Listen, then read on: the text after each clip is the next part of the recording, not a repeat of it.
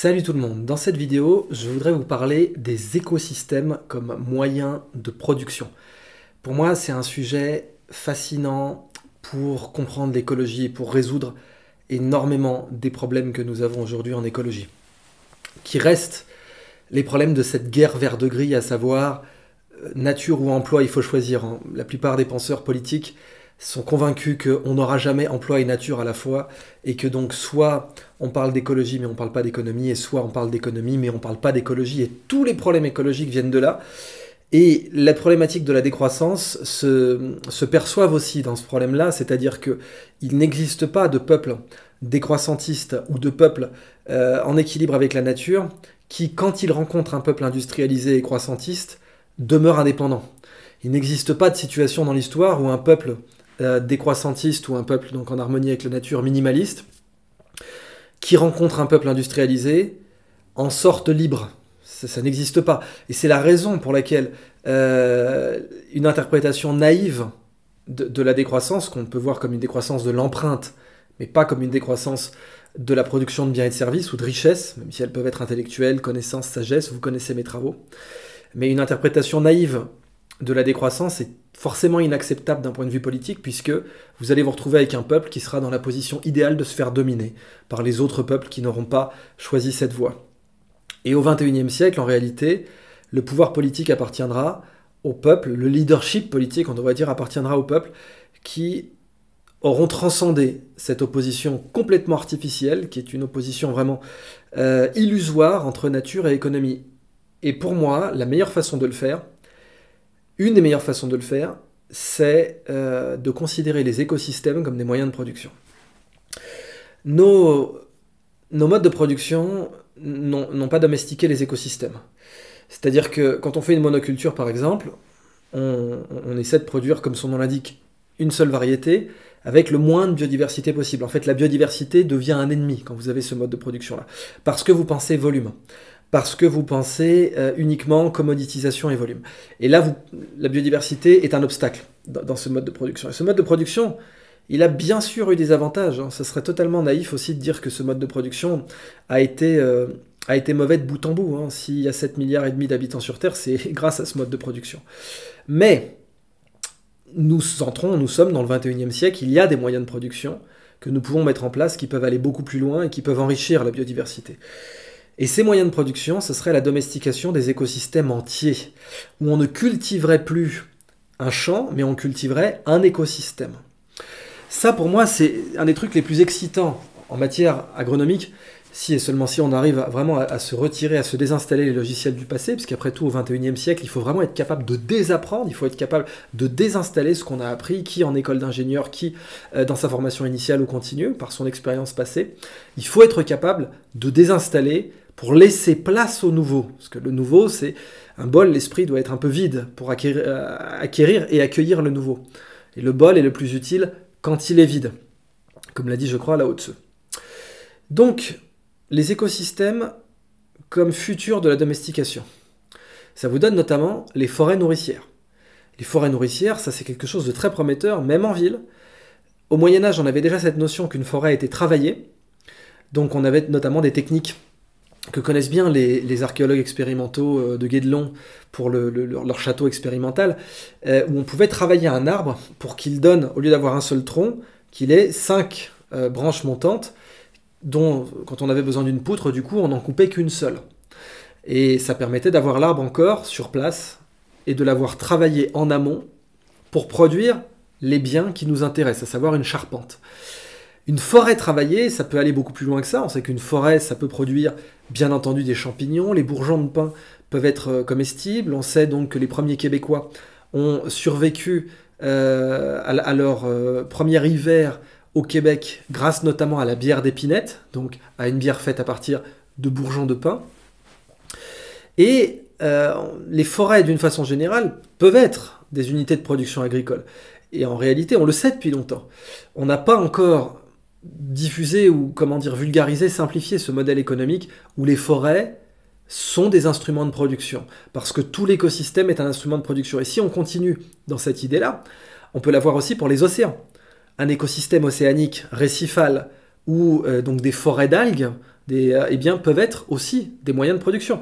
Vous avez les alginates sur les algues, qui sont encore aujourd'hui des matières très importantes sur le plan industriel, et tout un tas d'autres biens et services. N'oublions pas les services. Une mangrove, par exemple, offre un service contre l'érosion côtière. Ce service vaut des milliards. On le voit très bien dans les simulations qui ont été faites de la propagation des vagues à travers une mangrove ou pas. Et face au tsunami en Asie du Sud-Est, la disparition des mangroves a eu un impact majeur qui s'est compté en vie humaine et bien sûr en dégâts, donc en PIB in fine. Donc ça, ce sont toutes les variétés de situations où les écosystèmes peuvent nous offrir des biens ou des services, peuvent être des moyens de production. Parce que en écologie, eh ben, on peut être cynique. Si les forêts étaient des usines, ça fait longtemps qu'elles seraient protégées. Si les forêts produisaient des richesses, ça fait longtemps que plus personne n'oserait les déboiser, les détruire. Donc, quelqu'un qui aurait mis au point un système économique systématique dans lequel les écosystèmes sont producteurs de richesses intellectuelles, des médicaments, des solutions industrielles, etc. Donc intellectuelles. Esthétique, un écosystème, c'est aussi un producteur de richesses esthétiques. On a envie d'avoir une maison proche, avec vue sur la forêt, avec vue sur la vallée, etc. Donc les écosystèmes sont déjà des producteurs de biens et de services, et en particulier de services esthétiques, touristiques, de services, et on peut visiter les écosystèmes sans les endommager. C'était le projet de l'ONERA en France avec Manned Cloud. Très beau projet. Il y a un autre projet que soutient notamment l'équipe de Thinkerview, qui est donc un aérostat qui permet de voir les écosystèmes sans laisser d'empreinte. Pareil pour ce magnifique, superbe projet du radeau des cimes, par lequel on pouvait investiguer les écosystèmes sans les endommager. Donc il y a tout un tas de solutions pour que les écosystèmes soient des moyens de production. Simplement, c'est l'exception aujourd'hui, c'est pas la règle. Eh bien, il faudrait qu'on en fasse la règle. Alors, il y a l'agronome Wes Jackson. Wes Jackson a étudié les prairies domestiques, un cas d'écosystème productif. Donc, on a un écosystème, une prairie, plein d'espèces, qui produit des cultures vivrières 10 mois de l'année. Et cet écosystème ne nécessite plus de travail mécanique des sols, plus d'intrants, plus de fertilisants, donc plus de phytosanitaires, etc. Et par sa biodiversité, permet de produire une grande diversité de cultures vivrières. Et peut-être même demain de services, puisque ça c'est les travaux de Paolo Lugari à Las Gaviotas, avec Gunther Pauli. Las Gaviotas, on reboise, et on peut produire du biodiesel, sans couper les arbres, puisque c'est de la térébenthine, donc on plante dans des savanes de Colombie des pins des Caraïbes, et ces pins des Caraïbes, on peut utiliser leur sève pour produire de la térébenthine qui donne du biodiesel. Parallèlement, l'enfoncement de leurs racines pivotantes va permettre de remplir les nappes phréatiques plus facilement, et bien entendu, les ombrages qu'ils vont procurer vont amener d'autres espèces, et donc on a des biens, le biodiesel, et des services, à savoir l'eau potable et l'accès à l'emploi dans la zone, qui sont procurés par cet écosystème. Donc, le futur technologique, c'est quand on aura vraiment compris qu'on aura créé des moyens de production dont la productivité dépend de la santé des écosystèmes. Une forêt nourricière, il faut qu'elle soit en bonne santé pour qu'elle produise. Et d'ailleurs, on pourrait élever des gallinacés dedans, des cailles, des poules, etc. Donc, au sein d'une forêt, non seulement on a les baies, les champignons, les écorces, tous les aspects vivriers et pharmaceutiques qui peuvent en découler. On peut aussi construire des maisons, etc. Ça créerait toute une filière intéressante de maisons dans les bois qui peuvent durer 90 ans sans aucun problème. On a aussi la façon d'adapter les arbres à une forme qui pourrait contribuer à l'implantation d'une maison dans les bois, etc. Mais au-delà de ça, on aurait donc créé un paradigme économique où l'écosystème est un moyen de production. Si j'en reviens donc à Wes Jackson, il avait travaillé sur l'érosion des sols. On sait que le grand Dust Bowl qui a eu lieu pendant la crise de 1929 aux États-Unis était en grande partie causé par l'érosion des sols due à l'agriculture intensive dans les grandes plaines. Et si vous regardez Wes Jackson, vous avez cette belle image où il tient une graminée qui a un système racinaire très profond et qui a donc une empreinte racinaire, une trace racinaire très grande. Et en l'occurrence, c'est une plante pérenne, c'est-à-dire qu'il n'y a pas besoin de la ressemer chaque année. Et une plante pérenne a évidemment cet avantage qu'elle fixe beaucoup plus de CO2, qu'elle travaille les sols et qu'elle offre un écosystème, qu'elle enrichit les sols en réalité, qu'elle fait que le terrain vaut plus cher. C'est ce que Gunther Pauli et moi avons appelé l'agriculture en 4 dimensions, c'est-à-dire les 2 dimensions, l'hectare, la surface. La 3e dimension, c'est la profondeur, ou la hauteur aussi si on a un arbre. Et la 4e dimension, c'est le temps. On a un terrain qui vaut plus cher avec le temps. Et c'est exactement le business model, pour être cynique, de McDonald's. Donc c'est pas un business model, c'est là que je voulais en venir, qui soit bisounoursesque, c'est pas un business model angélique. McDonald's est une société immobilière. Peu de gens savent ça, mais McDonald's est une société immobilière. La majorité des revenus de McDonald's vient du fait qu'ils louent les terrains sur lesquels ils ont construit les McDonald's. Ce que je vous conseille dorénavant, c'est d'acheter des parcelles de terrain sur lesquelles ce hamburger est fait. Vous n'êtes pas dans le hamburger, vous êtes dans l'immobilier. Donc en fait, comme l'a très bien dit un employé de chez Starbucks, qui est un ancien de chez McDonald's, McDonald's est un propriétaire qui apprend à ses locataires à rembourser leur loyer. C'est ça le business model de McDonald's. McDonald's est un propriétaire qui apprend à ses locataires à rembourser leur loyer. C'est-à-dire qu'ils arrivent avec un terrain qu'ils identifient en ville. La simple présence d'un McDonald's, en particulier chez les BRICS, Brésil, Russie, Inde, Chine et Afrique du Sud, fait que l'implantation d'un McDonald's fait que l'immobilier autour vaut plus cher. Donc l'immobilier prend de la valeur. C'est McDonald's le propriétaire terrien, un des plus grands propriétaires terriens au monde d'ailleurs. Et ils ont accès à cette manne financière du fait que le modèle de revenu par la vente de hamburgers garantit le remboursement du loyer. McDonald's pourrait bien être la nouvelle église américaine. Et elle n'est pas ouverte que le dimanche. Eh bien, un écosystème comme moyen de production aurait, en agriculture 4D, vous auriez l'avantage que le terrain prend de la valeur, que la terre va valoir de plus en plus cher au fil des ans. C'est exactement le cas de Las Gaviotas. C'était le cas du Machu Picchu et du modèle agricole du Machu Picchu, qui est vraiment très intéressant. Et le cas d'ailleurs du modèle agricole aussi de Tenochtitlan, qui était donc une ville sur un lac, Mexico. C'était une Venise, et hélas elle a été détruite par Cortés, mais c'était une superbe Venise avec un lac sur lequel on cultivait. On a un tel lac aussi en Birmanie où on peut cultiver des tomates directement sur le lac, tellement les algues forment un tapis dense sur ce lac.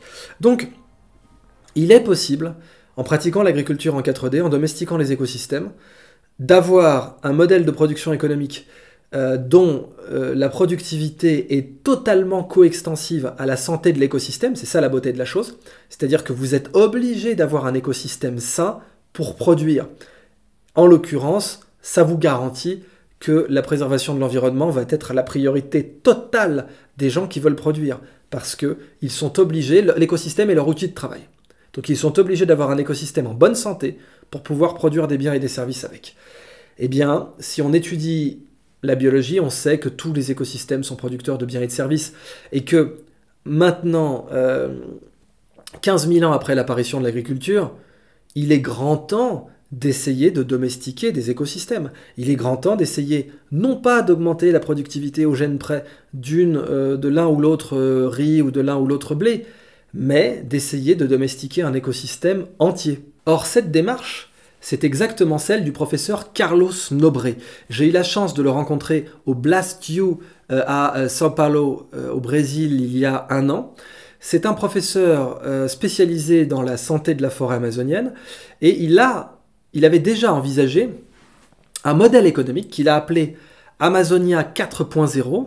Amazonia 4.0, vous aurez le lien vers sa conférence, elle est malheureusement en portugais, mais je fais un appel à la communauté pour les lusophones, volontiers si vous pouvez donc nous faire des sous-titres en français de cette excellente conférence de Carlos Nobre, dans laquelle il s'intéresse donc à la santé ou à l'absence de santé en ce moment de la forêt amazonienne, et où il a théorisé tout un modèle de production dans lequel les écosystèmes, tels qu'ils sont, dans leur santé naturelle, sont des instruments de production. Et qu'il ne faut pas y toucher, ou au contraire, il faut les protéger pour qu'ils produisent, et qu'ils produisent des richesses. Une énorme diversité de richesses. Que ce soit des arômes, naturels bien entendu, donc des molécules, des cultures vivrières, des nouvelles variétés de cacao. Il a été à l'origine, le professeur Carlos Nobre, ça a été un des grands contributeurs du succès de l'açaï. Aujourd'hui, l'açaï, un açaï bowl, c'est devenu une des formules petit déjeuner hipster les plus populaires dans le monde, de San Francisco jusqu'à New York. Bien sûr, certes, c'est transporté sur de longues distances en l'occurrence, il y aurait d'autres moyens de faire des formules hipster à partir de forêts nourricières locales. On pourrait envisager, et ça c'est le rêve de mon ami Daniel Turcotte, qu'à Montréal-Est, qui est aujourd'hui encore dévasté écologiquement par l'industrie pétrolière et les terminaux, alors qu'on peut faire de la biorémédiation, on peut dépolluer un sol avec différentes méthodes où on implante un écosystème qui va fixer les polluants, et les métaboliser autant que faire se peut pour les molécules organiques. Eh bien, le rêve de Daniel Turcotte, c'est d'avoir notamment une grande forêt nourricière à Montréal-Est, avec autour des éco-villages qu'il a appelés no-villages, des noosphères, c'est son projet, et que cette forêt nourricière, donc sa santé, produise des trucs à forte valeur ajoutée pour les petits déjeuners hipsters, etc. Donc on pourrait imaginer un petit bol de confiture de pain, etc. Tout ce qui peut être produit dans une forêt nourricière. Les incroyables comestibles, aujourd'hui c'est l'exception, demain ça pourrait être la règle. La pimprenelle ça peut se manger, les pâquerettes peuvent se manger, enfin les marguerites, etc. Enfin on a tout un tas de choses qui peuvent développer une forte valeur. Une forte valeur s'ils sont consommés sur place, et là je parle de biens, mais ça peut être aussi donc des services. Donc Carlos Nobré a envisagé le déploiement de dômes géodésiques dans les forêts, où les Indiens seraient les garants de la santé de l'écosystème, où ils prendraient bien entendu une part très significative des richesses produites par l'écosystème, et ils seraient garants de sa mémoire, et dans la livraison de biens et de services, les services spirituels aussi. Que la spiritualité va devenir de plus en plus un service, le service de santé. Le vrai bonheur passe par la spiritualité. Et il n'y a pas d'autre façon d'obtenir le bonheur que la spiritualité. Les avantages matériels n'ont jamais procuré le bonheur. Et les services spirituels que les écosystèmes peuvent procurer, c'était la tradition druidique chez les Celtes, c'était les traditions chamaniques chez les proto-indo-européens, qui sont donc les ancêtres en matière de tradition spirituelle des Indiens d'Amérique du Nord au Sud, du détroit de Bering jusqu'à la Terre de Feu. Et ça fait partie des services qui pourraient être rendus par les écosystèmes. Vous imaginez en quelque sorte une usine où on pourrait prier. Je simplifie, mais c'est ça l'idée. C'est-à-dire que demain, les écosystèmes auront une productivité en création d'emplois et en création de valeur supérieure à nos usines. Ça ne veut pas dire qu'on n'aura plus d'usines. Bien sûr qu'on aura des usines, mais elles auront la capacité d'aspirer les déchets. Ça, c'est la croissance paulienne. Et en même temps, ce seront des lieux qu'on visitera très volontiers pour se ressourcer spirituellement. J'ai un ami qui a un collaborateur, quand il va se balader en forêt, il dit « Tiens, je vais aller voir Dieu ce week-end. » Parce que la nature, c'est une partie de Dieu, et donc quand je me promène dans une partie de Dieu, je rencontre Dieu. Bon. Une balade en forêt, pour lui, c'est un acte d'adoration, c'est un acte de spiritualité. Je trouve ça très beau comme concept, et on le trouve bien entendu déjà chez les Indiens. Donc, je vous encourage vivement à regarder les travaux de Carlos Nobré, avec les travaux de Wes Jackson, qui sont très en avance sur leur temps. Vous mettez Carlos Nobré et Wes Jackson ensemble, vous avez vraiment les fondements théoriques pour voir les écosystèmes comme instruments de production. Et pour terminer, alors je peux citer ce projet que j'aime beaucoup, cette étude de cas que j'adore, qui est Coffee Pixel. J'insiste, cette vidéo n'est pas sponsorisée par eux, ce sont simplement des amis et je la fais à titre totalement gracieux parce que j'aime beaucoup ce qu'ils font. Coffee Pixel, ce sont des tablettes de café. Ça utilise beaucoup plus la biomasse, ça utilise la cerise de café d'une façon beaucoup plus optimale, sans gâcher, parce que la raison pour laquelle aujourd'hui on détruit les écosystèmes, c'est qu'on gâche les biens et les services qu'ils peuvent procurer, et que justement on n'a pas notre adaptateur pour brancher les biens et services qu'ils peuvent procurer dans notre économie. On croit que c'est notre économie qui les écrase, pas du tout. Eux écrasent notre économie en termes de productivité. Les écosystèmes ont une productivité de biens et de services bien meilleure que notre économie, c'est juste qu'on n'a pas l'adaptateur. On n'est pas capable de les mettre dans notre économie aujourd'hui. Et comme on n'est pas capable de les mettre dans notre économie, on pense que les biens et services qu'ils procurent n'existent pas. Parce qu'on n'est pas capable de les enregistrer dans le PIB. Parce qu'on n'est pas capable de les brancher dans la création de richesses, de biens et de services désirables par la population. Donc du coup, on pense qu'ils ne servent à rien et on les rase. Ce qui est stupide. Eh bien, un cas de gaspillage, et le Coffee Pixel pourrait totalement s'intégrer pour être un cas de Amazonia 4.0 du professeur Carlos Nobré. Donc, l'Amazonia 4.0, comment ça marche, encore une fois, on identifie des écosystèmes dans la forêt amazonienne, on essaie d'en préserver les plus grandes surfaces possibles, on identifie des espèces rares dedans, on essaie de mettre les biens et les services de cet écosystème sur le marché, pour créer de la valeur, et on ne s'intéresse que aux biens et services dont la productivité dépend de la bonne santé de l'écosystème. Donc des espèces rares de cacao qui ne peuvent pousser que dans l'écosystème et pas en plantation, des espèces rares, pourquoi pas de champignons dans d'autres forêts qui ne peuvent évidemment pousser que si la forêt est en bonne santé, et ça peut vous donner des champignons tout à fait intéressants, hein, des coulmelles, des truffes, tous ces champignons qu'on ne sait pas aujourd'hui cultiver en soi, à part en propageant des arbres mycorhizés, c'est déjà un début d'écosystème. Donc, on identifie un écosystème, on se concentre uniquement sur les biens et les services dont la production dépend de la santé de l'écosystème, et on les distribue, bien entendu, avec les Indiens comme garants de la bonne santé de l'écosystème, et qui récupèrent une partie de la propriété de la distribution des biens et des services. Coffee Pixel, donc. On a un problème aujourd'hui sur la chaîne de valeur du café. Il y a de moins en moins de producteurs indépendants dans le monde parce que c'est devenu, à cause du modèle de commoditisation du café, c'est devenu de plus en plus intenable d'être seulement producteur de café. Ça explique d'ailleurs le succès de la production de cocaïne depuis les années 80. Et en réalité, le fait est qu'on utilise très mal la plante de café, le caféier. On l'utilise extraordinairement mal. La cerise de café a plus d'antioxydants que la baie de goji. J'ai parlé des acai bowls. Un acai bowl avec des petites baies de goji, c'est pareil, le petit déjeuner hipster par excellence. Donc, forte valeur ajoutée. Eh bien, la cerise de café aujourd'hui est jetée, essentiellement. Alors que quand on l'intègre dans la biomasse d'un produit fini, eh bien, elle est très riche en polyphénol, très riche en antioxydants, très bonne pour la santé. C'est ce qu'ont fait ces entrepreneurs de Coffee Pixel. Ils ont créé une tablette de café qui intègre la biomasse, la matière de la cerise, et qui crée un café très agréable à consommer. Vous ouvrez votre tablette, vous le mangez comme ça. Le goût est délicieux. Et en même temps, c'est bon pour votre santé. Et en même temps, le producteur va évidemment récupérer beaucoup plus d'argent parce que sa plantation va être bien mieux utilisée. Ce qui est intéressant, c'est la façon dont Gunther Pauli le présente. C'est qu'il parle d'un cas bien plus atroce qui était Léopold, le roi des Belges. Vous savez, autant moi je suis totalement contre tous les abrutis qui ont mis raciste sur la statue de Churchill. Oui, c'était un mec qui était opposé à Gandhi. J'adore Churchill, je préfère Gandhi. Je suis un grand fan de Churchill, il avait une répartie extraordinaire. Il avait une vision politique hors du commun. Bien sûr, dans son époque, il a dit des conneries et il a fait des saloperies. C'est évident. Je connais pas de politicien qui n'en ait pas fait. Mais marqué raciste sur la statue de Churchill ou fasciste, c'est complètement fêlé les mecs. Mais pour Léopold II, là par contre, j'ai pas trop de problème à ce qu'on enlève sa statue parce que lui, c'était un vrai hardcore. Ce qu'il a fait au Congo, c'était...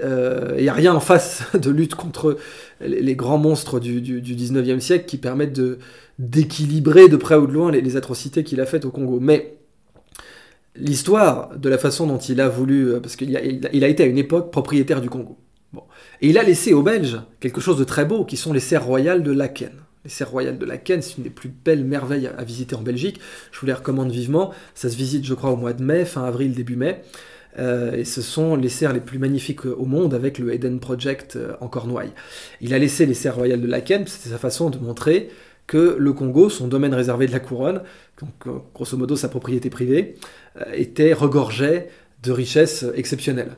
Ça ne m'empêche pas, par exemple, d'aller visiter aussi l'aquarium de la Porte Dorée à Paris, dont l'ancien directeur Michel Ignette, que je salue, qui est un grand aquariophile et grand océanographe, m'avait expliqué que l'aquarium de la Porte Dorée donc à Paris, qui est quand même dans l'ancien ministère des colonies, et vous allez voir le bureau de Paul Reynaud avec, il y avait avant les défenses d'éléphants et tout, les bennes, bon, ça fleure bon l'épopée coloniale. Bah, ça m'empêche pas d'y aller, parce que cet aquarium de la Porte Dorée, il a effectivement été voulu par Lyotet pour montrer certaines des richesses qui émanaient des colonies, et aujourd'hui c'est un service disponible aux Parisiens, disponible aux Français, d'aller visiter ce magnifique aquarium qui mérite sa place dans un beau bâtiment par ailleurs. Il faut être réaliste avec le passé colonial de la France. Il ne faut pas faire comme s'il n'avait pas existé, il ne faut pas raser ce beau bâtiment. Et il faut savoir qu'il est là, qu'il fait partie d'un héritage. Les ruines romaines ont été construites par des esclaves. On ne va pas les raser pour autant. Il faut voir notre passé en face. C'est surtout ça qu'il faut faire.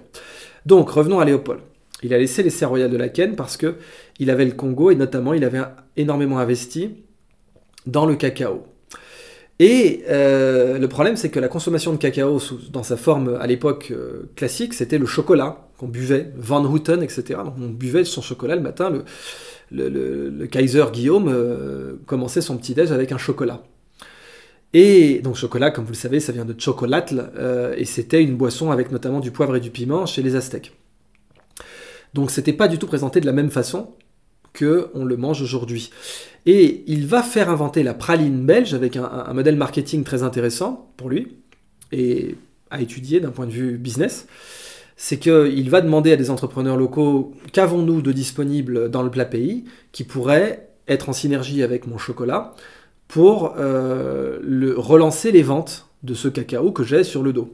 Et c'est là qu'ils ont inventé, donc avec Neuhaus, etc., enfin l'origine de ces grands manufacturiers de pralines belges, c'est cette époque-là. Neuhaus, Godiva, ce que vous voulez. Et ça donne la praline belge qui était servie avec le café. À l'époque, on se remettait à boire du café, eh bien on servait 2 petites pralines avec le café et ça permettait de relancer le chocolat. Eh bien pour ce Coffee Pixel, c'est la même histoire, c'est-à-dire que on fait l'équivalent de la praline belge, mais pour le café, sauf qu'en l'occurrence c'est sans lait, et on utilise toute la biomasse. Il faut savoir que c'est aussi comme ça que la magnifique étude de cas Caudalie a eu lieu. Caudalie, c'était dans la famille, ils avaient bien sûr des vignes, et le pharmacien familial leur avait dit « mais c'est quand même idiot, vous jetez le grain de raisin, le pépin de raisin, et le pépin de raisin c'est tout de même la partie la plus riche en antioxydants. Ça peut se vendre très cher en cosmétique, on peut faire des crèmes avec. » Et ils ont décidé de le récupérer, ils ont fait la marque Caudalie avec. Eh bien Coffee Pixel, et c'est là que je veux conclure, demain couplé avec le modèle Amazonia 4.0, mais couplé aussi avec une autre initiative d'un ami à moi, que je salue aussi, qui est Olivier Monin. Olivier Monin, entrepreneur des sirops, les sirops Monin, lance une nouvelle marque. Et là, pareil, j'insiste, j'ai reçu aucun argent de Monin pour faire cette vidéo. Ce sont des gens avec qui j'ai travaillé par ailleurs, cela dit. Et j'ai vu donc cette nouvelle gamme qu'ils ont de sirops botaniques, d'arômes botaniques très précis, donc ça s'appelle Paragon. Et ce sont des sirops, voilà, un poivre bien précis, etc. Donc en mixologie à mettre avec des cocktails, c'est précis. Et c'est une façon de distribuer les biens et les services que procurent les écosystèmes. Parce que on peut sélectionner des senteurs, des saveurs, des expériences qui ne peuvent exister que si l'écosystème est en bonne santé. Et qu'on distribue ensuite au public pour lui donner un lien immédiat avec cet écosystème, par l'expérience, par la consommation, qui devient donc une consomme-action, et qui fait donc, et on le voit déjà de toute façon avec toutes les AOC, etc., pêche blanche, noix de Grenoble et tout, il y avait déjà cet ancrage local et cette locavorie, le fait d'être locavore en étant ancré dans la spécificité gustative, organoleptique d'une variété cultivée à tel endroit, etc., là il faut le faire avec les écosystèmes entiers. Et si demain on mélangeait des projets comme le Paragon de Olivier Monin ou le Coffee Pixel avec Amazonia 4.0, eh bien on pourrait rentrer dans une réalité où les écosystèmes seraient l'élite de nos moyens de production.